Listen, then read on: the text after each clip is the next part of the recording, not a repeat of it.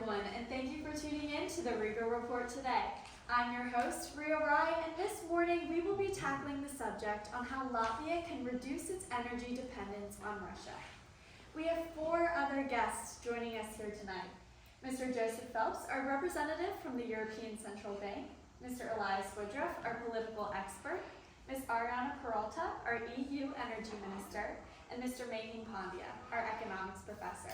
Now, here's what you're going to see this morning. Mr. Woodruff is going to give us a brief overview of Latvia and the Euro area, especially amidst the Russia-Ukraine war. Then, Ms. Peralta will give us a rundown of the macroeconomic situation of the Euro area, and Mr. Pandya will follow up with a microeconomic status of Latvia.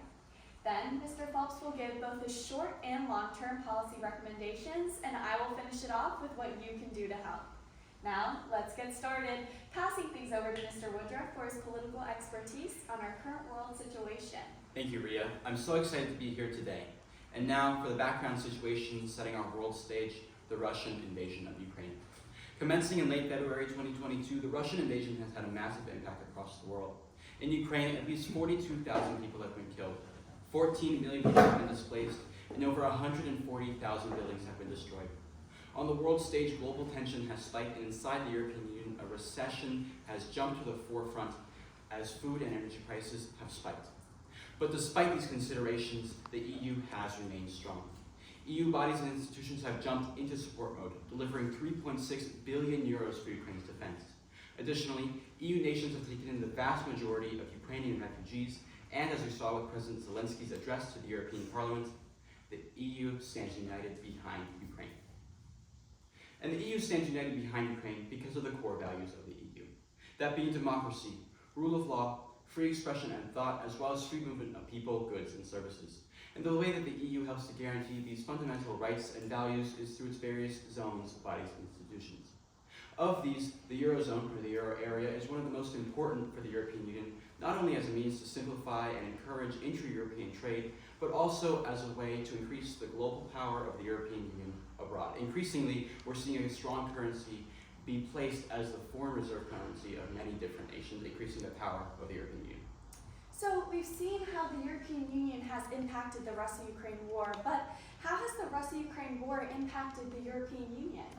That's a really excellent question. And in order to look at that, we need to look at some of the basics of the European Central Bank, or ECB's, monetary policy. One of their main goals is to maintain price stability in the euro area, thus preserving the purchasing power of the euro. With this, they have a goal to keep target inflation at about 2%. However, due to the war and cost-push inflation, the euro area as a whole is facing a 6.9% inflation rate. Now, though this seems negative, this is actually a significant decrease from only February of 2023, where it was about 8.5%. And part of this is because of the European Central Bank's monetary policy of raising interest rates to lower borrowing and investment spending, therefore lowering spending overall and combating inflation. And we can also see that the labor market is stable, which with unemployment only at 6.6%. And this is relatively good given the modern situation with the war. Now that we've established some of the basics of the European Central Bank's monetary policy, we can really dive into why I'm here today, to address the euro area's energy sector. Prior to the war, the EU got about 40% of its energy from Russia. And now the EU spends about 9.1% of its GDP on energy. And this energy crisis has decreased households' purchasing power, as the price of energy has risen about 115% since the war, whereas consumption remains the same. Thank you, Ms. Peralta. Now, for our viewers, I'm going to pass things back over to Mr. Woodruff for a better understanding on the background of Latvia. Absolutely, Ria. It's so important to understand the modern history that Latvia sits in. But that modern context is only actually quite short, as Latvia only regained independence in August of 1991 during the breakup of the Soviet Union. Thereafter, Latvia and its Baltic neighbors, Lithuania and Estonia, joined the European Union and NATO in 2004. Latvia then joined the Schengen area for free trade and movement in 2007. And then finally in 2014, Latvia adopted the euro, joined the Eurozone, and cemented its ties to the EU and the West as a whole. Now, why is weaning off of Russian gas such a pressing issue? Well, the war really has unveiled this glaring flaw within broad EU as well as Latvian specific energy policy, and that is the reliance on Russia. Before the war, the vast majority of EU gas came from Russia, but in Latvia specifically, over 90% of all gas came from Russia directly. Now, building off of this background, Mr. Pandya, what is the economic situation of Latvia looking like? Yeah, of course, Rita. Well, for one, because of the fact that Latvia is going to be reducing its energy dependence on Russia. In the immediate short run, we're going to see a decrease in the supply of energy in Latvia, which is represented on the graph on the right, where supply shifts from S1 to S2. Now, when this occurs, you'll see that the price of energy is going to skyrocket in Latvia. Now, one thing that's important to note is that the demand for energy is highly inelastic. And this is because energy is one, a necessity, and two, has very few close substitutes, meaning that even if price rises substantially in the market, consumers are going to be demanding a similar amount. So on average, we see that consumers in Latvia are just going to be paying a much higher price for energy. All of this is some crucial information for where we are headed next this morning. Mr. Phelps, let's dive into your short-term solution. Sure. So we propose that Latvia get its gas from Norway via Lithuania. And you might be thinking, why Lithuania? Well, the beautiful thing is that Lithuania already has the necessary infrastructure in form of their LNG terminal and Lithuania-Latvia interconnection pipeline. This means that Latvian citizens can get Norwegian gas for only 9 to 12 euros more per 1,000 kilowatt hours. To put that into perspective, that's about 30 euros per capita annually via Lithuania, and that is an incredibly low price to pay for independence from Russia. Now, does that present a possible shortage for the interim period? Any potential of a shortage can be foregone with Latvia's gas reserves, taking into account the current state of Latvia's gas reserves as well as the warmer than usual winters. Experts estimate that Latvia has upwards of 2 years to make this switch, which is more than adequate time. Now, what are the economic implications of this solution? Yeah, I'd love to go into them. So one, because we're going to be leaning off of Russian gas and instead resorting to Norwegian gas, we're going to see a decrease in the indirect funding of the Russia-Ukraine war. Money acts as a medium of exchange. And so when we buy gas from Russia, we are giving them money that they can use to buy things like weapons and missiles that can then be used for the Russia-Ukraine war. We'll also see that as we trade with Norway and Lithuania, we're going to be increasing the overall trade in the European Economic Area and Eurozone. And trade is typically correlated with positive economic growth. Now another amazing thing is that Latvia and Lithuania are both on the same currency, the euro.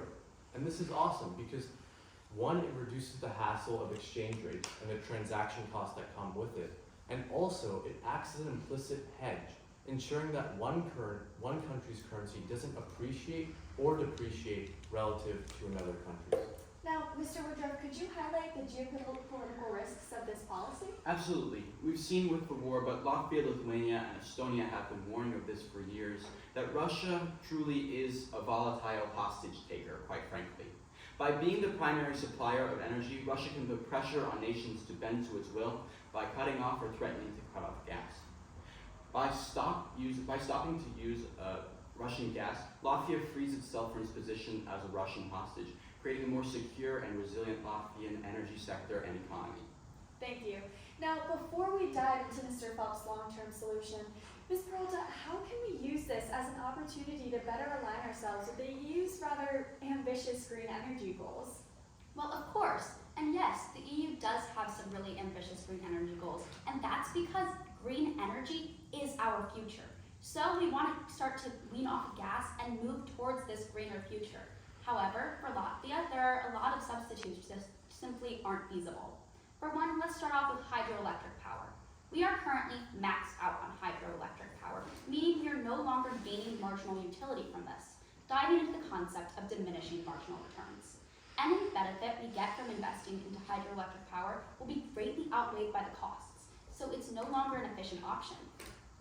Then there's also solar energy, which is not necessarily attainable due to Latvia's climate. Yes, for individual households it can work, but it's not the most efficient option for our nation. Moving on, geothermal energy also is not an option as there's a lack of geothermal activity in Latvia, so it wouldn't be very efficient. And lastly, there's nuclear energy, which may seem like a great option, but there are 3 reasons as to why this will not work. 1, it's not considered green by the European Union, meaning we wouldn't be moving towards our greener future. 2, because it's not considered green by the European Union, it would be extremely expensive as we wouldn't be able to use some of the EU's green energy funds. And lastly, given the modern situation with the war, it can pose a lot of potential problems. Some really insightful points from our Green Energy Minister. So, if we can't use these as viable options, Mr. Phelps, what can we do? Really, we're trying to build off of the success that Denmark has seen in the wind energy sector. They've seen immense success in building up their wind energy, and because Latvia is in a relatively similar geographic location, they can harness the wind in a similar fashion. This is why we recommend Latvia implement offshore wind energy farms. Not only are these more efficient than onshore energy farms, but they also have positive externalities. Now, the total cost of development and implementation of this comes out to around 900 million euros.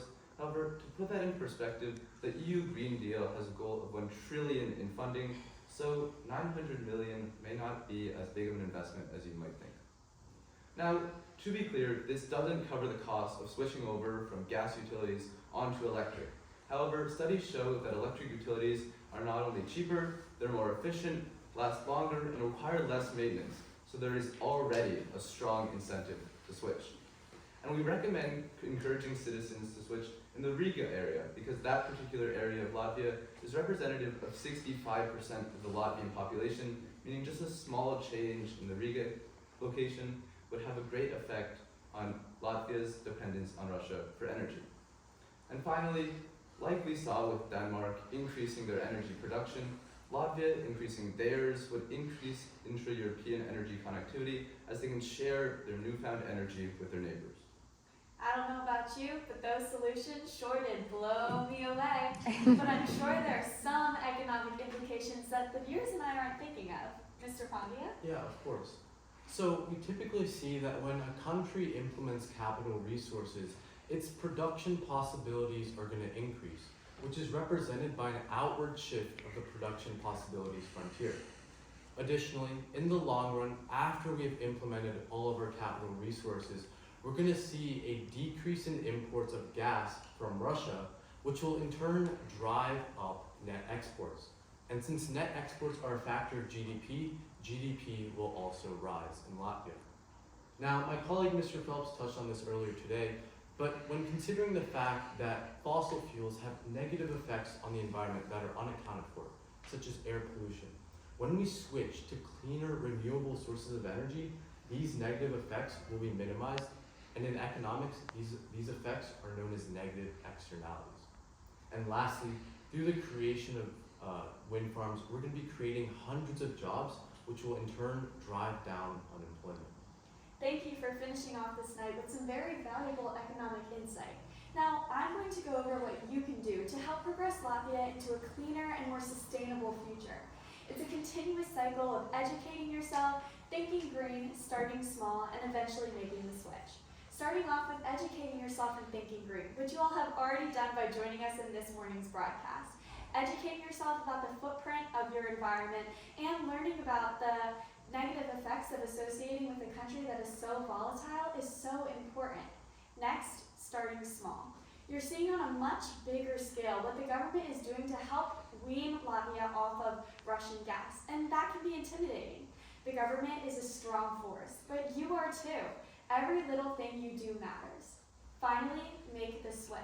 Switch to electric in your own homes and progress that into your workplaces and much more. Thank you so much for tuning into the Riga Report today. This is your host, Ria Ryan, signing off. Thank you.